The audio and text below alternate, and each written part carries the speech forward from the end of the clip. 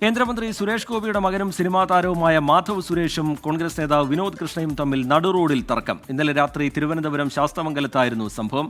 U ടേണിൽ വാഹനം വഴിമാറ്റുന്നതുമായി ബന്ധപ്പെട്ടായിരുന്നു തർക്കം. ഇരുവരെയും സ്റ്റേഷനിൽ വിളിച്ചു വരുത്തി പ്രശ്നം പരിഹരിച്ച് പോലീസ് പറഞ്ഞയച്ചു. ഷഫീദ് റാവുത്തർ വിവരങ്ങളുമായി ചേരുന്നുണ്ട്. ഷഫീദ്, അതിന്റെ ദൃശ്യങ്ങളടക്കം ഇപ്പോൾ പുറത്തു വന്നിട്ടുണ്ട്.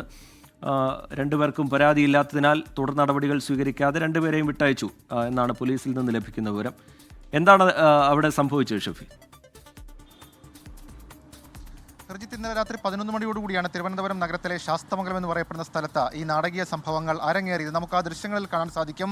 ഈ മാധവ് സുരേഷ് അയാൾ വിനോദ് കൃഷ്ണയുടെ കാറിന് മുൻപിൽ നിൽക്കുന്നതും അത് തടഞ്ഞു നിർത്തുന്നതും അതിനുശേഷം അവിടെ നിന്ന് മാറാത്തതും അതിനൊക്കെ അപ്പുറത്തേക്ക് ഈ വിനോദ് കൃഷ്ണയുടെ കാറിൻ്റെ ബോണറ്റിൽ അടിക്കുന്നതുമൊക്കെ നമുക്കറിയാൻ കഴിയും. ഇരു ദിശയിൽ നിന്നും ഇരുവരും വരികയായിരുന്നു. യു ടേൺ എടുക്കുന്നതുമായി ബന്ധപ്പെട്ട വാഹനം കടത്തിവിടാത്തതാണ് അതുമായി ബന്ധപ്പെട്ട പ്രശ്നമായി നിലവിൽ പറയുന്നത്. അതിനുശേഷമാണ് ഏതാണ്ട് 20 മിനിറ്റോളം സമയം നടുറോഡിൽ തർക്കമുണ്ടായത്. തർക്കത്തിനൊടുവിൽ വിനോദ് കൃഷ്ണ തന്നെയാണ് ഇതുമായി ബന്ധപ്പെട്ട മ്യൂസിയം പോലീസിനെ വിവരമറിയിക്കുന്നത്. അദ്ദേഹത്തിന്റെ പരാതി മാധവ് സുരേഷ് മദ്യപിച്ചിട്ടുണ്ടോ എന്ന് സംശയമുണ്ടെന്നായിരുന്നു. എന്നാൽ പോലീസ് ജീപ്പിൽ തന്നെ മാധവ് സുരേഷിനെ മ്യൂസിയം പോലീസ് സ്റ്റേഷനിലേക്ക് എത്തി ബ്രത്തനലൈസർ വഴി പരിശോധന നടത്തി. എന്നാൽ ആ പരിശോധനയിൽ അദ്ദേഹം മദ്യപിച്ചിട്ടില്ല എന്ന് സ്ഥിരീകരിച്ചു. ഇതോടുകൂടി ഇരു കൂട്ടർക്കും പരാതിയില്ലാത്ത സാഹചര്യത്തിൽ ഇവരെ വിട്ടയക്കുകയായിരുന്നു. റീജിത്ത്.